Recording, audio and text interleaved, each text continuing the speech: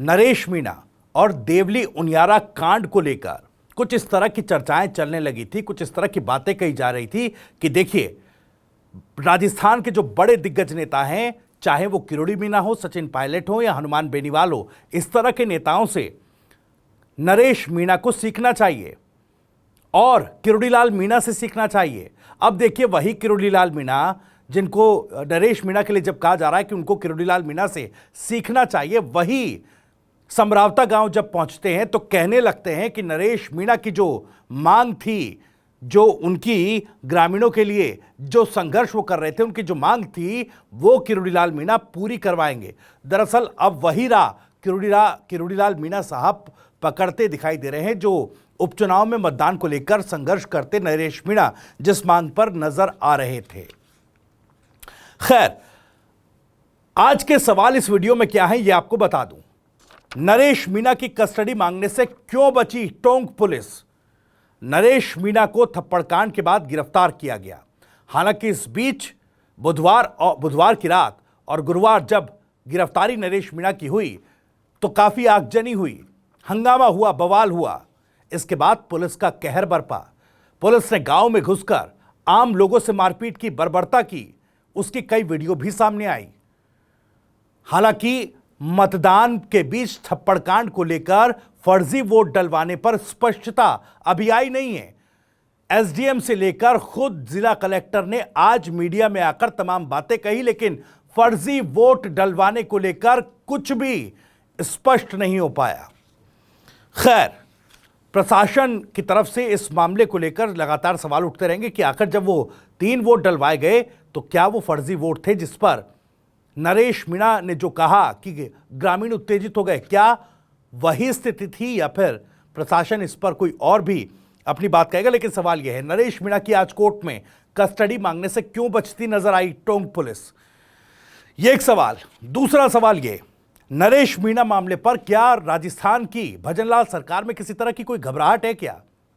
क्योंकि आप देखिए, इतना बड़ा कांड देवली उनियारा में हुआ और जिस तरह से पुलिस ने इस पूरे मामले पर एक्शन लिया, प्रशासन की जो भूमिका रही, उसमें कई बातों में कई तरह के नेग्लिजेंस जो हैं वो देखने को मिले और इसी नेग्लिजेंस की वजह से यह मामला और भड़का।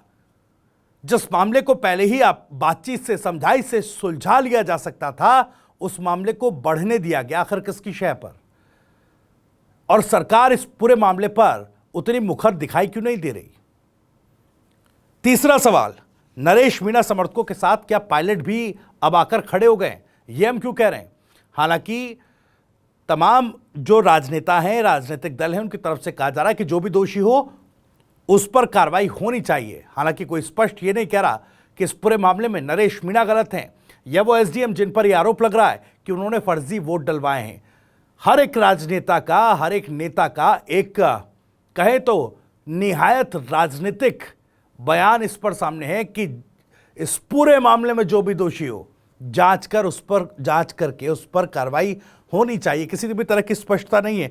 लेकिन सचिन पायलट ने एक बात कही है और उससे लग रहा है कि वो अब इस पूरे मामले में क्या नरेश मीणा के जो समर्थक जो उस गांव में मौजूद थे, जिन पर बर्बरता हुई, और जो ग्रामीण हैं जिस पर पुलिस की लाठियां चली, उनका खून बहा, उनके समर्थन में आ गए क्या? चौथा सवाल यह है कि सीएम भजन ने टोंक विवाद पर अभी तक कोई अपनी प्रतिक्रिया क्यों नहीं दी है? आप देखिए, यह पूरा विवाद हुआ, किरोड़ीलाल मीणा पहुंचे, आज जिला कलेक्टर भी पहुंची, जिनको बार बार नरेश मीणा मतदान के दिन ये कह रहे थे कि आप आइए और जो है यहां पर आश्वासन दे दीजिए। आज वो भी समरावता गांव पहुंची, लेकिन इतना बड़ा कांड हो जाने के बावजूद मुख्यमंत्री भजनलाल ने इस पर अपनी कोई प्रतिक्रिया नहीं दी। हालांकि इसको लेकर सवाल भी पूछे गए, सवाल पर बचते मुख्यमंत्री भजनलाल शर्मा नजर आए। चले इन तमाम सवालों को टटोलने की आज आगे कोशिश करेंगे, लेकिन सबसे पहले आपको बता दें, राजस्थान की राजनीति, उसके सटीक विश्लेषण और अंदर की खबरें दिखाने वाला स्पेशल शो इनसाइड स्टोरी के साथ मैं हूं भविष्य त्यागी। आज सबसे बड़ी अपडेट यह है कि नरेश मीणा को कोर्ट में पेश किया जाना था। थप्पड़कांड के बाद देवली उनियारा में जिस तरीके से ग्रामीणों की मांग थी कि समरावता गांव को फिर से उनियारा प्रखंड में शामिल किया जाए। उस मांग को लेकर जिस तरह से संघर्ष नरेश मीणा ने किया और उत्तेजित होकर एसडीएम को थप्पड़ जड़ दिया, उसके बाद से बवाल शुरू हुआ और बवाल इतना बढ़ा कि पुलिस की लाठियां तक इस गांव में चली, ग्रामीणों के ऊपर चढ़ी, कई ग्रामीणों को चोट आई। उसके बाद गिरफ्तारी नरेश मीणा की हुई।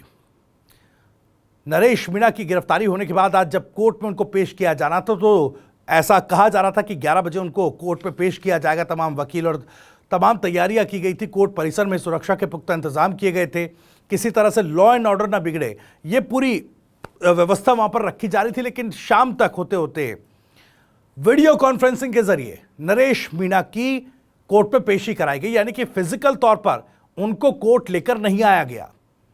वीडियो कॉन्फ्रेंसिंग के माध्यम से ही उनकी पेशी करा दी गई और उनको 14 दिन की जुडिशियल कस्टडी में भेज दिया गया, यानी 14 दिन न्यायिक हिरासत में कोर्ट की तरफ से भेज दिया गया। अब 14 दिन नरेश मीणा जेल में रहेंगे। हालांकि उनके वकील का यह कहना है, उनके वकील ने जो जानकारी दी कि अब उनकी बेल एप्लीकेशन, अब चूंकि आज शुक्रवार हो गया है, शनिवार रविवार कोर्ट की कार्रवाई नहीं होगी। अब हो सकता है कि सोमवार को जो है नरेश मीणा के लिए बेल एप्लीकेशन जो है लगाई जाए। लेकिन अभी जो फिलहाल कोर्ट की तरफ से 14 दिनों के लिए नरेश मीणा को न्यायिक हिरासत में यानी कि जुडिशियल कस्टडी में भेजा गया। सवाल ये उठ रहा है कि जब ये पूरा बवाल हुआ उस दौरान पूरा प्रशासनिक अमला, पुलिसिया अमला नरेश मीणा को एक दुर्दांत कुख्यात अपराधी बताने में इस कदर जुटा हुआ था कि अजमेर रेंज आईजी ओम प्रकाश तो ये तक कह गए कि भाई देखिए, इन पर तो पहले ही कई मुकदमे, 23 से ज्यादा मुकदमे दर्ज हैं। एक एक मामला पुराना नरेश मीणा का उठा करके बताया जाने लगा कि देखिए कितने बड़े अपराधी नरेश मीणा हैं। लेकिन यही पुलिस कोर्ट में क्या कुछ ऐसा ठोस आधार नहीं दे पाई जज के सामने कि, या यूं कहें कि आधार के इस पूरे मामले को लेकर कोई ऐसा आधार कोर्ट के समक्ष नहीं रख पाई जिससे कि उनकी पुलिस रिमांड मांगी जा सके। क्या पुलिस को यह लगता है कि इस पूरे विवाद में, जिसमें कई ग्रामीणों पर बर्बरता हुई है, कई ग्रामीणों पर पुलिसिया लाठी चली है, राह चलते लोगों पर लाठियां बरसाई गई, क्या इस पूरे मामले में किसी तरह की जांच पड़ताल पुलिस को नहीं करनी चाहिए थी? क्या पूछताछ नरेश मीणा से करने की गुंजाइश नहीं थी? या फिर इस पूरे मामले पर टोंक पुलिस अपनी जिम्मेदारी जो है उससे बचती नजर आ रही है, उनकी कस्टडी लेने से बचती नजर आ रही है? और कस्टडी ना लेने के पीछे क्या किसी तरह की कोई और वजह भी है जो सामने आने से रोकी जा रही है? यह अपने आप में बड़ा सवाल। इतने बड़े कांड पर भी अगर पुलिस कोर्ट में आरोपी की पुलिस रिमांड की डिमांड नहीं कर रही है तो यह भी अपने आप में सवाल है और इसका सवाल पुलिस महकमे को, प्रशासन को देना होगा कि आखिर क्या वजह रही कि नरेश मीणा से पूछताछ के लिए उसकी कस्टडी की डिमांड कोर्ट से क्यों नहीं की है पुलिस ने? क्या किसी तरह के कोई बात है जिसको छिपाने की कोशिश की जा रही है? यह सवाल उठेगा। अब देखिए, पुलिस लगातार इस मामले में सख्ती बरत रही थी। हमने तस्वीरें भी आपको दिखाई। एक फुटेज था नरेश मीणा के ट्विटर हैंडल से, क्योंकि जब हम ग्राउंड जीरो से इस पूरे, जब ये विवाद हो रहा था, लोग सड़कों पर थे, पुलिस लाठियां बरसा रही थी, उस वक्त ग्राउंड जीरो से हमारे संवाददाता अपनी जान जोखिम में डालकर रिपोर्ट दिखा रहे थे कि देखिए किस तरह की तस्वीर है और क्या हालात बने हुए हैं।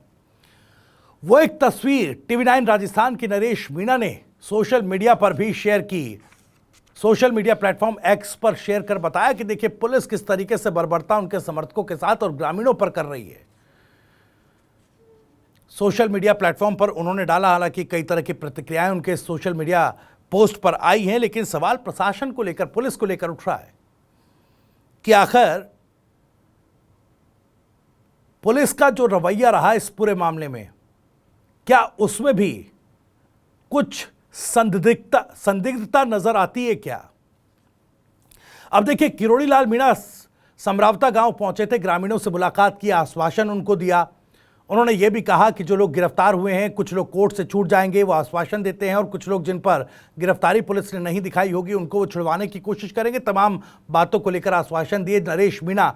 और जो देवली उपखंड में उस गांव को शामिल किए जाने की मांग थी, उसको लेकर भी वो आगे संघर्ष करेंगे और इस मांग को पूरी सरकार से करवा कर रहेंगे। हालांकि सरकार में खुद एक हिस्सा किरोड़ीलाल मीणा साहब भी हैं। अब देखते हैं ग्रामीणों की ये मांग कब तक पूरी होती है। सवाल ये भी है कि एक सीसीटीवी फुटेज भी सामने आ रहा है जिसमें आप देख सकते हैं कि कुछ एक पुलिस वाले जब बुधवार की रात हिरासत में लेने के लिए नरेश मीणा को पुलिस पहुंची, उस वक्त पुलिस जाब्ता गांव की एक सड़क से निकलता हुआ दिखाई दे रहा है। हालांकि कई पुलिस वाले इसमें अपनी ड्यूटी के तहत ही आगे बढ़ रहे हैं, लेकिन उनमें से कुछ एक पुलिसकर्मी जो हैं वो गांव में खड़े वाहनों के साथ तोड़फोड़ करते भी दिखाई दे रहे हैं। सीसीटीवी फुटेज आप मेरे बराबर विंडो में देख सकते हैं। आखिर इस तोड़फोड़ की वजह क्या है? क्या कुछ एक संदिग्ध पुलिसकर्मी जो वहां उस दिन ड्यूटी पर तैनात किए गए थे, क्या उनकी संदिग्ध भूमिका रही इस पूरे मामले को बवाल बनाने में, इस पूरे मामले को एक कांड में तब्दील करने में? क्या कुछ एक संदिग्ध पुलिस वालों की भूमिका भी रही है? टीवी9 राजस्थान बड़ी जिम्मेदारी के साथ ये सवाल पूछ रहा है, क्योंकि तस्वीरें हैं, सीसीटीवी फुटेज बुधवार रात की, और इस फुटेज में आप समय और तारीख भी खास तौर पर देख सकते हैं। रात को जब तमाम पुलिस वाले अपनी जिम्मेदारी से ड्यूटी करते हुए इसी जाब्ता में साथ साथ निकल रहे थे, तो कुछ एक पुलिस वाले क्यों वहां खड़े वाहन पर, उस वाहन पर लाठी डंडों से हमला कर उसमें तोड़फोड़ करते नजर आ रहे हैं? क्या इस पूरे देवली उनियारा के कांड में या इस पूरी घटना को और ज्यादा विवादित बनाने में किसी की संदिग्धता रही है? क्या पुलिस के पीछे, या यूं कहें कि कुछ पुलिसकर्मियों को अलग तरीके के संदेश या मैसेज मिल रहे थे क्या? इस सवाल का जवाब भी पुलिस को देना पड़ेगा, क्योंकि सीसीटीवी फुटेज में कुछ एक पुलिसकर्मी संदिग्ध गतिविधि करते नजर आ रहे हैं।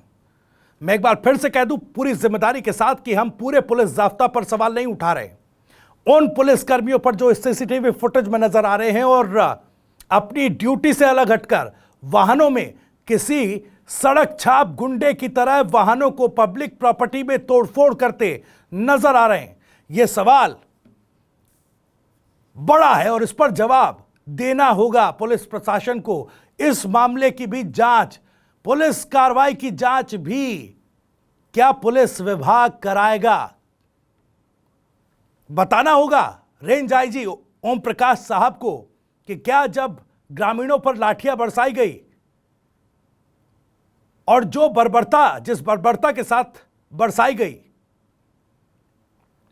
क्या उसी तरह के आदेश पुलिस विभाग की तरफ से दिए गए थे या फिर बर्बरता जानबूझकर की गई? सचिन पायलट का हमने जिक्र किया था, वो भी कह रहे हैं कि देखिए किस तरीके से पुलिस ने हमला बोल दिया ग्रामीणों पर।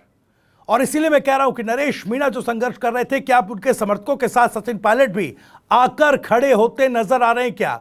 सचिन पायलट को सुनिए क्या वो कह रहे हैं, फिर आगे चर्चा करता हूं। पहले राजस्थान के अंदर मतदान के दौरान जो घटनाक्रम हुआ और उसके बाद जो रवैया रहा सरकार का, मैं समझता हूँ वो इस बात को दिखाता है कि सरकार का नियंत्रण नहीं है, कोई प्रिवेंटिव मेजर नहीं लिए गए और सरकार ने नागरिकों के ऊपर एक प्रकार से आक्रमण बोला है। गांव में घुसकर लेडीज को, महिलाओं को, बच्चियों को, बुजुर्गों को इस बर्बरता से जो मारा गया है वो सरकार का एक चेहरा दिखाता है। और मैं कहता हूं कि आप अगर नियंत्रण नहीं कर सकते हैं, आपका अगर लॉ एंड ऑर्डर बनाने में आपका इंटरेस्ट नहीं है, सिर्फ राजनीति आपको करनी है, तो जनता सफर क्यों करे? तो सुना आपने, सचिन पायलट ने सीधे तौर पर कहा कि देखिए किस तरीके से ग्रामीणों पर हमला हुआ है और कई ऐसी तस्वीर आई, किसी महिला के हाथ में चोट है, किसी बच्ची को चोट लगी है, कई युवाओं के सर फटे हुए हैं। गिरफ्तारी के वक्त भी लाइव फुटेज में हमने देखा, जब हमारे संवाददाता तमाम तस्वीर हम तक पहुंचा रहे थे, किस तरीके से वाहनों को रोककर उन पर पुलिस लाठी डंडे बिना किसी पूछताछ के घुमाने लगी थी, उन पर बरसाने लगी थी। तो क्या इस तरह का रवैया, या यूं कहें कि इस तरह की भूमिका अगर पुलिस की थी, तो क्या पुलिस की भूमिका की भी जांच इस पूरे मामले में प्रशासन, पुलिस विभाग कराएगा? अपने गिरेबान में भी झांक कर देखना होगा। और क्या इसमें कुछ पुलिसकर्मी जो तैनात ड्यूटी पर थे, क्या उनकी भूमिका संदिग्ध थी? यह अपने आप में एक बड़ा सवाल है। खैर, सवाल यह भी है कि नरेश मीणा की राजनीति अब यहां से किस ओर जाएगी। नरेश मीणा जो एक तरीके से कहें तो किरोड़ीलाल मीणा के सानिध्य में जिन्होंने अपनी राजनीति शुरू की और उससे इतर होकर उनका रास्ता एक बार वसुंधरा तक भी पहुंचा, फिर सचिन पायलट के वो करीबी माने जाने लगे। लेकिन अब इस पूरे मामले में नरेश मीणा, जिन पर 8 भारतीय न्याय संहिता की धाराओं के तहत इस मामले में मुकदमा दर्ज किया और 2 धाराएं लोक प्रतिनिधित्व अधिनियम के तहत लगाई गई हैं। इस पूरे विवाद के बाद नरेश मीणा की राजनीति और उनकी राजनीति में जो लोगों का समर्थन उनके साथ जुड़ा, क्योंकि सुबह से लेकर शाम तक जब ग्रामीणों की मांग के साथ संघर्ष करते नरेश मीणा सड़क पर डटे रहे, संघर्ष किया, उनकी आवाज उठाई। जब अब उन ग्रामीणों का समर्थन, उन लोगों का समर्थन नरेश मीणा को मिल रहा है, तो क्या उनकी राजनीति अब उस कद से आगे जाएगी जहां केवल वो टिकट के लिए संघर्ष करते दिखाई दे रहे थे? क्या उस कद से आगे या उस लकीर से आगे उनकी लकीर और ज्यादा बड़ी होगी, या फिर इस तरह के मामले उनके राजनीतिक करियर पर ब्रेक लगा दे? ये बड़ा सवाल। इन्हीं सब सवालों के साथ इनसाइड स्टोरी में इतना ही। इनसाइड स्टोरी की जानकारी आपको पसंद आई हो, वीडियो पसंद आया हो तो लाइक करें, ज़्यादा से ज़्यादा शेयर करें। आप भी इस मामले पर कुछ कहना चाहते हैं तो कमेंट बॉक्स आपके लिए खुला हुआ है। अपनी बात, अपना सवाल, अपनी राय कमेंट बॉक्स के जरिए हम तक पहुंचा सकते हैं।